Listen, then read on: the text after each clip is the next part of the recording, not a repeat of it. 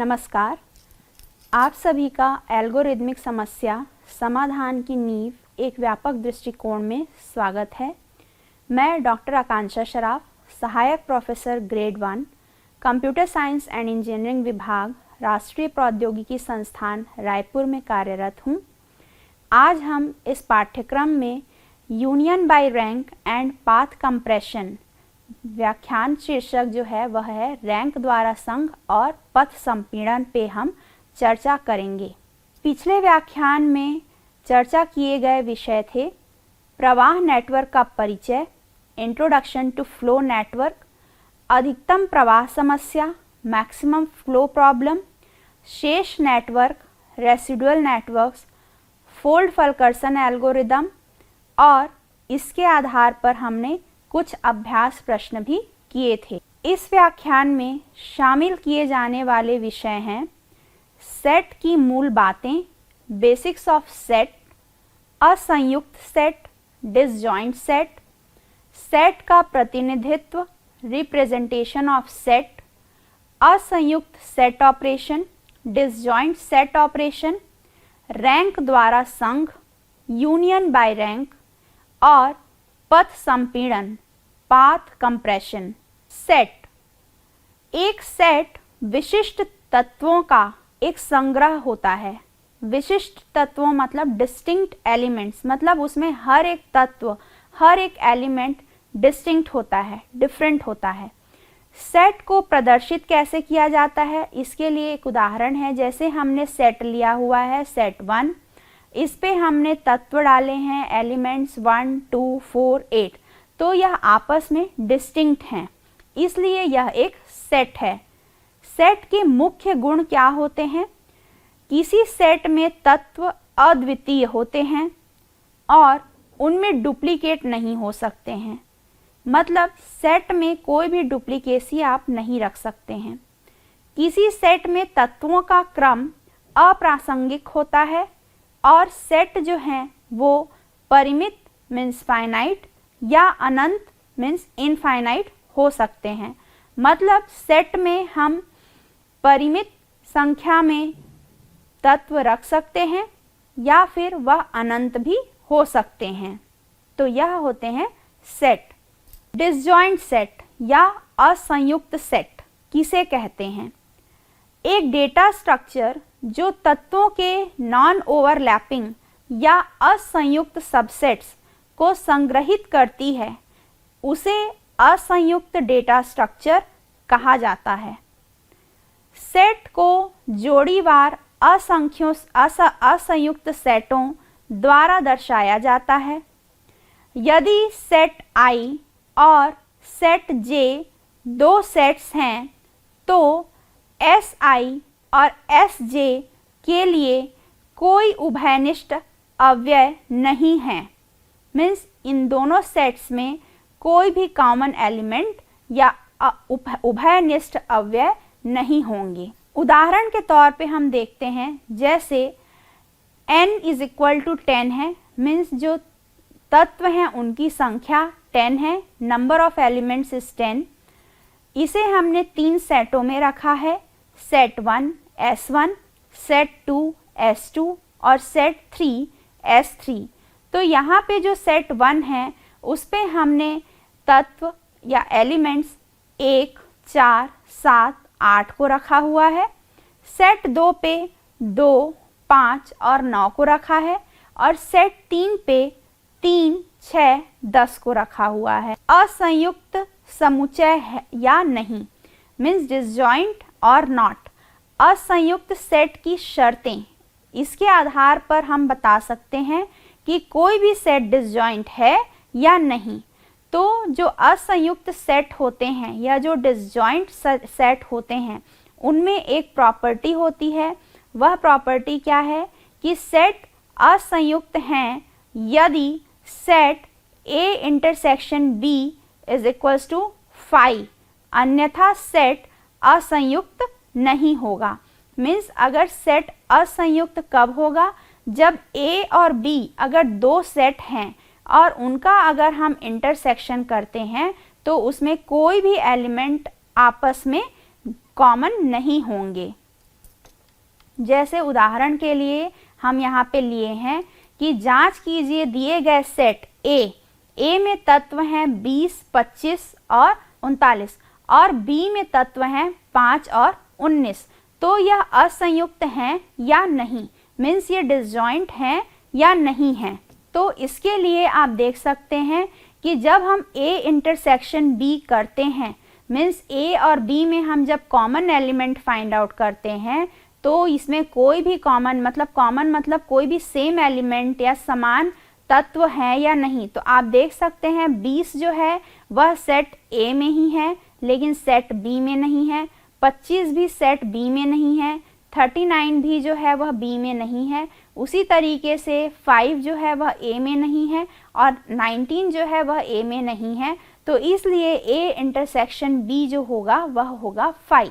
तो इसलिए यह सेट जो A और B हैं वह असंयुक्त हैं, मीन्स डिसजॉइंट सेट हैं। अब हम सेट का प्रतिनिधित्व या उसका रिप्रेजेंटेशन कैसे कर सकते हैं? तो इसके 3 प्रकार हैं। पहला है ट्री रिप्रेजेंटेशन या ट्री प्रतिनिधित्व, दूसरा होता है डेटा प्रतिनिधित्व, डेटा रिप्रेजेंटेशन, तीसरा है सारणी प्रतिनिधित्व जिसे हम अरे रिप्रेजेंटेशन भी कहते हैं। ट्री प्रतिनिधित्व या ट्री रिप्रेजेंटेशन कैसे किया जाता है? सेट को ट्री संरचना के रूप में दर्शाया जाता है जहां सभी बच्चे पेरेंट और रूट नोड का पता संग्रहित करते हैं। इसका मतलब यह है कि हम हर एक नोड को as a root node consider नहीं करते हैं, उसे हम चाइल्ड नोड कंसिडर करते हैं और उस चिल्ड्रन के लिए या उस बच्चे के लिए हमें पेरेंट या फिर रूट नोड ढूंढना पड़ता है। तो इसे ही हम ट्री रिप्रेजेंटेशन कहते हैं। रूट नोड का पेरेंट पता 0 होता है। जो रूट नोड होता है, जो स्टार्टिंग नोड होगा या स्टार्टिंग शीर्ष होगा, उसका पेरेंट हमेशा 0 होता है या फिर नल होता है। तीसरी बात, सेट के पहले नोड को रूट नोड के रूप में चुना जाता है। जो सेट का सबसे पहला नोड होगा उसे हम रूट या फिर उसको हम पेरेंट नोड भी बोलते हैं। उदाहरण के लिए जैसे यहाँ पे सेट है S1, इसके अंदर जो तत्व हैं वह है 1, 4, 7, 8। इसमें हमने बोला कि जो पहला नोड या पहला जो एलिमेंट या तत्व होता है उसे हम ट्री का रूट नोड बनाते हैं या पेरेंट नोड। तो जो 1 है वह उसका पेरेंट नोड है, जबकि उसके चिल्ड्रन जो हैं वह 4, 7 और 8 होंगे। उसी तरीके से सेट 2 में 2 जो है वह पेरेंट नोड होगा या रूट नोड जिसे हम बोलते हैं, और 5 और 9 उसके बच्चे होंगे जिसे हम चाइल्ड नोड भी बोलते हैं। डेटा रिप्रेजेंटेशन, प्रत्येक सेट के नामों को संग्रहित करने के लिए एक और डेटा संरचना की आवश्यकता होती है। डेटा संरचना में 2 फील्ड होते हैं, एक सेट का नाम होता है और दूसरा जो है वो रूट का सूचक that is pointer to root node होता है, जहाँ पे हम उसका एड्रेस रखते हैं। जैसे उदाहरण के तौर पे हमने वही 2 सेट लिए हैं जो पिछले में लिया था, जिसमें सेट 1 में 1, 4, 7, 8 है, सेट 2 में 2, 5, 9 है। तो हमने उसका ट्री रिप्रेजेंटेशन पहले बनाया था। ट्री प्रतिनिधित्व कैसे कर सकते हैं? जो पहला नोड होता है वह आपका रूट नोड होगा और जो बाकी बचे हुए जो एलिमेंट्स हैं या तत्व हैं वह उसके चाइल्ड नोड होंगे। उसी तरीके से 2 जो है वो दूसरे सेट में रूट नोड और 5 और 9 जो है वह उसके चाइल्ड नोड होंगे। तो आप देख सकते हैं जो रूट नोड है वही जो है वो सेट का नेम के आगे में जो पॉइंटर होता है वह कुछ नहीं, उसका एड्रेस रखता है। तो सेट 1 का जो है उसका एड्रेस जो है वो नोड 1 का जो एड्रेस होगा वही सेट 1 का भी एड्रेस होगा। उसी तरीके से सेट 2 के लिए आप देख सकते हैं कि जो रूट नोड 2 है उसका जो एड्रेस होगा वही सेट 2 का भी एड्रेस होगा। सेटों को प्रतिनिधित्व या फिर अरे रिप्रेजेंटेशन सारणी प्रतिनिधित्व कैसे कर सकते हैं? तो सेटों का प्रतिनिधित्व करने के लिए 1 से n तत्वों या एलिमेंट की एक सारणी अरे का उपयोग किया जाता है, जहां n सभी सेटों के तत्वों के बीच अधिकतम मान है। सूचकांक मान या इंडेक्स वैल्यूज नोड्स को प्रतिनिधित्व करते हैं और प्रविष्टियां पेरेंट नोड को प्रतिनिधित्व करती हैं।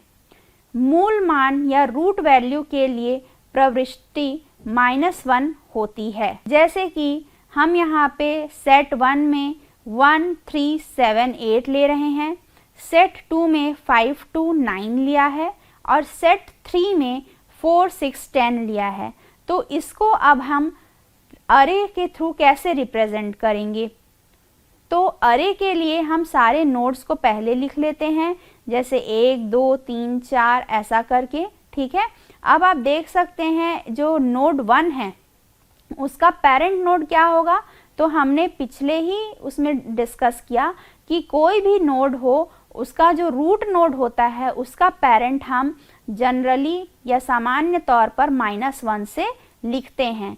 तो नोड 1 का जो पेरेंट नोड होगा वह होगा -1, 2 का पेरेंट नोड 5 होगा, 3 का पेरेंट नोड जो है वह 1 है क्योंकि 3 जो है वो 1 का चाइल्ड है, 4 का पेरेंट नोड जो है वह कोई नहीं है, वह रूट नोड है, इसलिए वह -1 होगा। उसी तरीके से 5 का जो पेरेंट नोड होगा वह -1 होगा, 6 का जो पेरेंट नोड है वह 4 होगा क्योंकि 6 जो है वो 4 का चाइल्ड है। उसी तरीके से 7 का जो पेरेंट नोड होगा वह 1 होगा, 8 का पेरेंट नोड जो है वह भी 1 होगा क्योंकि 8 और 7 दोनों 1 के चाइल्ड हैं, 1 उनका रूट नोड है या उनका पेरेंट है। 9 का जो पेरेंट है वह 5 है, इसलिए 9 का जो पेरेंट होगा वह 5 होगा और 10 का जो पेरेंट नोड है वह होगा 4 क्योंकि 4 का चाइल्ड जो है वह होगा 10। अब आते हैं असंयुक्त समुच्चय operation that is disjoint set operations पे। असंयुक्त सेट ऑपरेशन इस प्रकार है, पहला उसमें हम मैक्स सेट बनाते हैं, दूसरा यूनियन, तीसरा फाइंड। मेक सेट मतलब सेट बनाना, यूनियन मतलब उनका संघ करना, जैसे 2 सेट हैं x और y तो उनका संघ करके क्या आएगा वह निकालना, और हम किसी तत्व को अगर हमें ढूंढना है, फाइंड करना है तो फाइंड x होता है। तो यह होते हैं डिसजॉइंट सेट ऑपरेशंस। मतलब हम कौन कौन से ऑपरेशंस जो है वो डिसजॉइंट सेट या असंयुक्त समुच्चय पे कर सकते हैं। तो हम 3 तरीके के ऑपरेशंस जो हैं वह हम डिसजॉइंट सेट या असंयुक्त समुच्चय पे कर सकते हैं, जिसमें मैक्स सेट, यूनियन और फाइंड होता है। मैक्स सेट यह ऑपरेशन स्वयं पेरेंट पॉइंटर के साथ एक नया तत्व लेकर एक नया सेट बनाता है।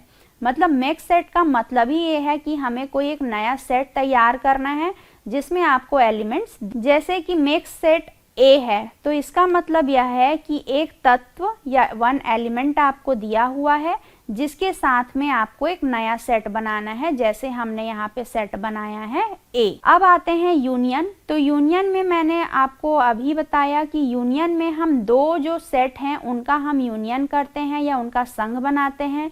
तो यदि SI और SJ 2 असंयुक्त समुच्चय हैं तो उनका संघ SI यूनियन SJ वह सभी तत्वों से मिलकर बना होगा जहां X जो है वो SI या SJ में होंगे।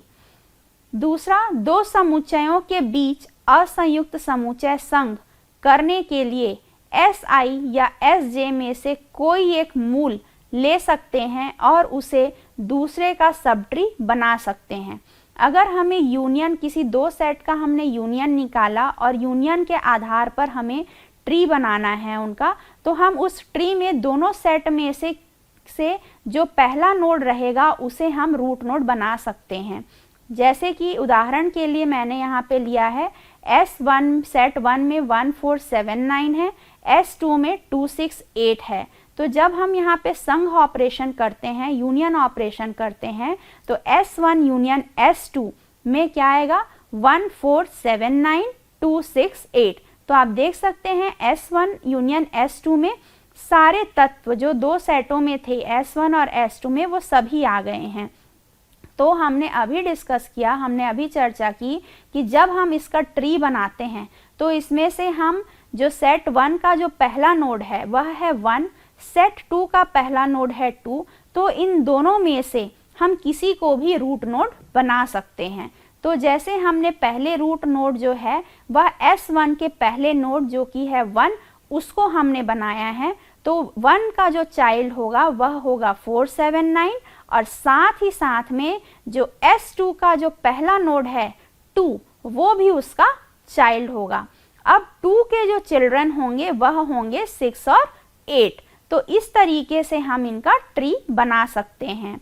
अब दूसरा कंडीशन ये भी हो सकता है कि इसमें से हम सेट 2 का जो पहला नोड है उसको हम एज अ रूट नोड लेते हैं और उसके जो चिल्ड्रन हैं 6 और 8 वो तो उसके चिल्ड्रन रहेंगे ही, साथ ही में जो सेट 1 का पहला नोड है 1 वह भी 2 का चाइल्ड होगा और 1 के जो चिल्ड्रन हैं 479 वो 1 के ही चिल्ड्रन रहेंगे।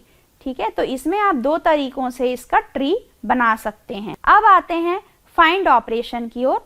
तो फाइंड ऑपरेशन में हम क्या करते हैं कि जो भी तत्व दिए हैं, जैसे कि तत्व i है, उसको देखते हुए हम जो भी सेट हमें गिवन है उसमें से हम i को फाइंड करते हैं। अगर फाइंड i है, अगर फाइंड x है तो x एक तत्व है तो हमें उस सेट में x को ढूंढना है। तो जैसा हम उदाहरण लेते हैं सेट 1, सेट 2, सेट 3। सेट 1 में जैसे हमारे पास है 1 4 7 8। अब हमें इसमें फाइंड करना है, फाइंड ऑपरेशन लगाना है 5 के लिए। तो 5 क्या सेट 2 में है? तो नहीं है, तो इसके लिए 5 सेट 2 में नहीं होगा। लेकिन सेट 2 में 5 है, सेट 1 में नहीं है, लेकिन 5 जो है वह सेट 2 में है। उसी तरीके से अगर हमें फाइंड 4 करना है तो 4 कौन से सेट में है? सेट 1 में है। फाइंड 3 जो है तो 3 जो है वह है सेट 3 में, तो इसके लिए आपका सेट 3 आएगा। तो इस तरीके से हम किसी भी तत्व को सेट में ढूंढ सकते हैं। तो इस जो ढूंढने की जो प्रकृति है उसे हम फाइंड x के थ्रू पता कर सकते हैं। नेक्स्ट आते हैं union by rank. Union by rank क्या होते हैं? यह एक अनुकूलन तकनीक है। अनुकूलन तकनीक मीन्स ऑप्टिमाइजेशन टेक्निक है, जिसका उपयोग यूनियन ऑपरेशन की दक्षता में सुधार करने के लिए या यूनियन फाइंड डेटा संरचना में किया जाता है। ट्री के प्रत्येक नोड की एक रैंक होती है। इसे हम यूनियन बाय रैंक को जनरली हम ट्री के फॉर्म पे ही रिप्रेजेंट करते हैं और इसके आधार पर हम उसमें हर एक नोड की रैंक निकालते हैं। तो यही जो होते हैं वह यूनियन बाय रैंक हैं, जिसमें हम रैंक किसी नोड की ओर इंगित करने वाले नोड्स की हम संख्या को ज्ञात करते हैं। जैसे उदाहरण के लिए मैंने यहाँ पे लिया है 1 2 3 4 5 6 7 8 9 10 जो हमने एक सेट बनाया हुआ है जिसके लिए। अब इसमें हम इसके आधार पर यह बता रहे हैं कि ये जो नोड्स हैं उसको हमने एक टेबल यहाँ पे आप देख सकते हैं जिसमें हमने नोड में 1 2 3 4 5 6 7 8 9 10 तक लिया है। उसी तरीके से उनके जो पेरेंट नोड हैं, तो अभी मैंने यहाँ पे सेल्फ लूप लगाया हुआ है। सेल्फ लूप मतलब 1 का जो पेरेंट है वो 1 ही है, 2 का पेरेंट खुद 2 ही है, 3 का पेरेंट खुद 3 ही है, 4 का पेरेंट भी खुद 4 है, 5 का पेरेंट भी खुद 5 है, 6 का पेरेंट भी 6 है, 7 का पेरेंट भी 7 है। इसी तरीके से 10 तक का मैंने उनको खुद का ही पेरेंट बनाया है सेल्फ लूप लगा के। तो यहाँ पे जो पेरेंट वाला जो रो है उसमें भी मैंने सेम सारे नोड्स को लिखे हुए हैं, क्योंकि सारे नोड्स खुद के ही पेरेंट शो कर रहे हैं अभी। अब मुझे इसका रैंक निकालना है, तो हम शुरुआती दौर में या प्रारंभिक दौर में हम सारे नोड्स के रैंक हमने 0 से लिए हुए हैं। अब हमें रैंक निकालना है, तो हम रैंक कैसे निकाल सकते हैं? तो सबसे पहले हम इसमें यूनियन ऑपरेशन परफॉर्म कर रहे हैं। यूनियन में मैंने सेट जो एलिमेंट या तत्व हैं 1 और 3 को यूनियन किया है। तो जो 3 है वह चाइल्ड है नोड 1 का, तो 1 जो है वह रूट नोड हुआ और 3 जो है वह उसका चाइल्ड नोड हुआ। तो अब आप देख सकते हैं जो नोड 3 है उसका पेरेंट नोड अभी चेंज होके हो जाएगा 1, क्योंकि नोड 3 का जो पेरेंट है वह 1 हो गया है। और जो रैंक होगा 1 का, क्योंकि जो नोड 1 है उसका अभी रैंक 0 था, लेकिन अभी अब उसके पास एक चाइल्ड है जो कि है 3, इसलिए इसका रैंक हो जाएगा 1। अब दूसरा ऑपरेशन मैंने परफॉर्म किया है यूनियन लेके यूनियन 2,4, तो अभी मैंने 4 को 2 का चाइल्ड बनाया हुआ है। तो आप देख सकते हैं जो पेरेंट रो है उसमें आप फोर्थ जो नोड है उसके आप पेरेंट को देखिए, तो फोर्थ नोड के जो पेरेंट है उस पर हमने 2 अपडेट किया, और जो रैंक ऑफ 2 है, क्योंकि 4 जो है वो 2 का चाइल्ड बन गया है, इसलिए जो रैंक ऑफ 2 है वह अब हो जाएगा 1। इसी तरीके से अभी हमने यूनियन परफॉर्म किया है 3,5 का। तो जब हम 3,5 का यूनियन परफॉर्म करेंगे तो जो 5 है उसका रूट नोड हो गया है 1, और 3 और 5 जो है वो आपस में यूनाइट होके बन गए हैं सिबलिंग्स। तो इसी तरीके से जो आप देख सकते हैं जो नोड 5 है उसके पेरेंट नोड अपडेट होके हो जाएगा 1, और जो नोड 1 है उसका रैंक हो जाएगा 2, क्योंकि नोड 1 के अभी 2 चाइल्ड हो चुके हैं, इसलिए इसका रैंक अपडेट होके होगा 2। उसी तरीके से अब आगे देख सकते हैं, यहाँ पे हमने यूनियन परफॉर्म किया है 4,6 का। तो अभी जो 6 जो चाइल्ड था उसका पेरेंट हो गया है 2, और 4 और 6 आपस में सिबलिंग हो गए हैं। तो इसके आधार पर जो नोड, सिबलिंग का मतलब होता है भाई बहन होना या एक साथ किसी एक पेरेंट के बच्चे होने को ही हम सिबलिंग बोलते हैं, या भाई बहन के आधार पे आप उसको देख सकते हैं। तो जैसे नोड है 6, तो नोड 6 का आप देख सकते हैं पेरेंट नोड जो है वो हमने अपडेट किया हुआ है 2 को, और इसके आधार पर जो रैंक होगा नोड 2 का वह हो जाएगा 2, क्योंकि नोड 2 के अब 2 चिल्ड्रन हो गए हैं, तो इसलिए इसका रैंक हो जाएगा 2। इसी के आधार पे अभी हमने यूनियन परफॉर्म किया है 7 और 8 का और 9 और 10 का। तो सेम जो 8 नोड है उसका जो नोड नोड 8 का जो पेरेंट है वह 7 हो जाएगा, और रैंक ऑफ 7 जो है वह 1 हो जाएगा। 9 का उसी आधार पे रैंक जो है वह 1 हो जाएगा, और नोड 10 का जो पेरेंट नोड है वो अपडेट होके 9 हो जाएगा। अब हम करते हैं यूनियन ऑपरेशन ऑफ 5,7। तो जब हम 5,7 करते हैं तो अभी हमने पिछले में देखा कि 7 का ऑलरेडी चाइल्ड जो है वो 8 है, और 5 जो है वो खुद चाइल्ड है 1 का।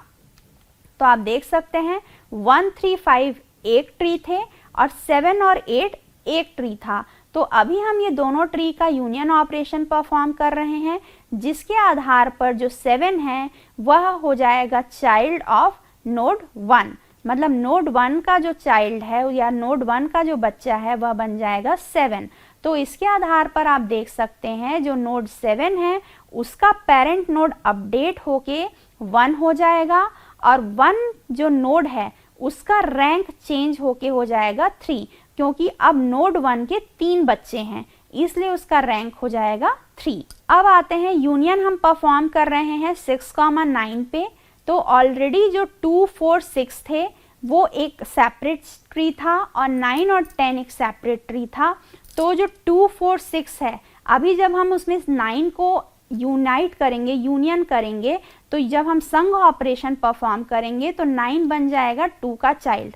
तो इसलिए जो नोड 9 है उसका जो पेरेंट है वह बन जाएगा नोड 2, और जो नोड 2 है उसका रैंक हो जाएगा अपडेट होके 3, क्योंकि नोड 2 के अब 3 बच्चे हैं, 3 चाइल्ड हैं, इसलिए वह हो जाएगा 3। अब हम नेक्स्ट करते हैं यूनियन ऑपरेशन 8,10, जिसमें हम जो लास्ट जो हमने यूनाइट किया था 1, 3, 5, 7, 8 और 2, 4, 6, 9, 10, ये दोनों अलग अलग ट्रीज थे। अब इसको हम यूनाइट करके एक सिंगल ट्री फॉर्म कर रहे हैं, जिसमें जो 2 है वह बन जाएगा चाइल्ड या बच्चा 1 नोड का। नोड 1 का जो चाइल्ड है वह बनेगा 2। तो इसके आधार पर आप देख सकते हैं नोड 1 के पहले 3 चिल्ड्रन थे, 3, 5 और 7, 3 बच्चे थे, 3, 5, 7। और अब जब हम संघ ऑपरेशन कर रहे हैं तो नोड 2 भी जो है वह 1 का बच्चा बनेगा या 1 का चाइल्ड बनेगा, इसलिए नोड 1 का जो रैंक है वह अपडेट होके हो जाएगा 4, और इसी के आधार पर जो नोड 2 है उसका पेरेंट बन जाएगा 1। तो यह एक अंतिम ग्राफ था जिसमें हमने सारे नोड्स को कंबाइन किया है और एक ट्री फॉर्म किया है, जिसके आधार पर हम नोड पेरेंट और रैंक निकाल सकते हैं। अब आते हैं पथ संपीड़न पर या पाथ कंप्रेशन पर। तो पथ संपीड़न क्या होता है और इसके लिए हमें क्या क्या चीज़ों का ध्यान रखना आवश्यक है, यह हम चर्चा करते हैं। तो यह अनुमान मूल वाले ट्री को यथासंभव सपाट बनाने के लिए उपयोग किया जाता है। पथ संपीड़न का उपयोग किसी दिए गए नोड को पेरेंट ढूंढने के ऑपरेशन के दौरान किया जाता है, जिससे नोड से ट्री के मूल तक का पथ और पथ संपीड़न हो सके।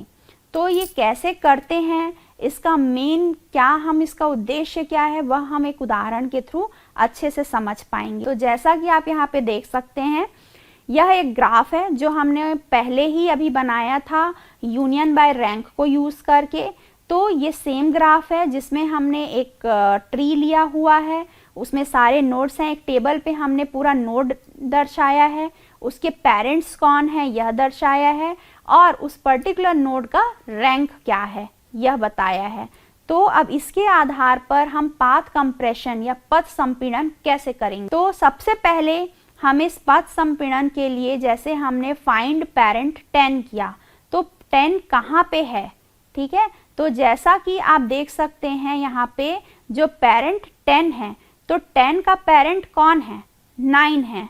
तो यहाँ पे find parent of 10 is equals to क्या हो जाएगा, 9। तो 9 का पेरेंट कौन है, 2, और 2 का पेरेंट कौन है, 1।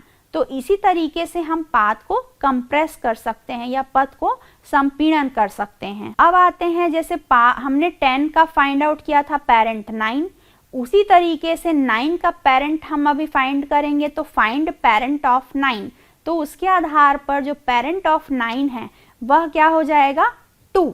अब नेक्स्ट है, अब हमने 9 का पेरेंट फाइंड आउट किया, तो 9 का पेरेंट आया 2। तो अब 2 का पेरेंट हमें फाइंड आउट करना है, तो 2 का पेरेंट क्या आ गया है, 1। तो हम अब क्या लौटाएंगे, 1 को। तो इस प्रकार से अब आप देख सकते हैं कि 9 और 10 इन सभी का जो रूट नोड होगा वह क्या हो जाएगा, 1 में कन्वर्ट हो जाएगा। 9, 10 का भी, क्योंकि 2 का ऑलरेडी जो पेरेंट नोड था वह 1 था, इसलिए अब 9 और 10 का भी रूट नोड या पेरेंट नोड कौन बन जाएगा, 1। तो इस प्रकार पथ संपीड़न के बाद पेरेंट को उनकी रैंक बदले बिना हम कैसे उनके पेरेंट को फाइंड आउट कर सकते हैं, इसके लिए हम किसको, पेरेंट को हम अपडेट करते हैं। तो यही होता है पथ संपीड़न में। तो जो पथ संपीड़न होता है उसमें हम जो हमने अभी तक जो आपको डिस्कस किया कि पथ संपीड़न कैसे करना है, तो इस प्रकार पथ संपीड़न के बाद पेरेंट को उनकी रैंक बदले बिना हम कैसे उनको अपडेट करें, कैसे without changing the rank of, मतलब कैसे हम किसी भी नोड का रैंक को बदले बिना हम चेक कर सकते हैं कि उसका पेरेंट कौन होगा, उसे हमें अपडेट करना है। तो यही हमारा पथ संपीड़न में होता है। जैसे हमने अभी 9 और 10 का जो पेरेंट है वह 1 बना। अब आप देख सकते हैं, जैसे ये दिए गए ग्राफ का असंयुक्त सेट पथ संपीड़न हमें करना है। जैसे कि हमें फाइंड पेरेंट ऑफ 8 करना है, तो अब हम 8 का पेरेंट कैसे निकाल सकते हैं। तो यहाँ पे अब आप देख सकते हैं 8 का जो है हम निकालेंगे, तो फाइंड पेरेंट ऑफ 8, तो parent of 8 is what, 7। Parent of 8 कौन है, 7 है। तो इस तरीके से पेरेंट ऑफ 8 में आ जाएगा 7। अब उसके बाद हमें क्या निकालना है, पेरेंट ऑफ 7 निकालना है। तो पेरेंट ऑफ 7 कौन है, 1। तो पेरेंट ऑफ 7 जो है वह 1 आया है, तो इसका आंसर क्या हो जाएगा, 1। तो इसी तरीके से इसका जो पाथ होगा, तो उस रूप में हम 8 का जो डायरेक्ट जो पेरेंट है उसे हम 1 बना सकते हैं, जिसमें हमें रैंक को चेंज नहीं करना है, ठीक है। तो इसकी के आधार पर यह पाथ कंप्रेशन होता है। हम इसमें पाथ फाइंड आउट कर सकते हैं, डायरेक्ट जो चाइल्ड नोड है उसके आधार पे रूट नोड या उसका डायरेक्ट पेरेंट कौन होगा। इसी के साथ आशा करती हूँ कि आपको आज का विषय union by rank and path compression समझ में आया होगा, और इसके आधार पर आप और भी प्रश्न हल कर सकते हैं। और और आप सभी जो हैं इसके आधार पर प्रश्न हल करिए और किसी भी दिक्कत का सामना हो तो आप हमें कांटेक्ट कर सकते हैं। धन्यवाद।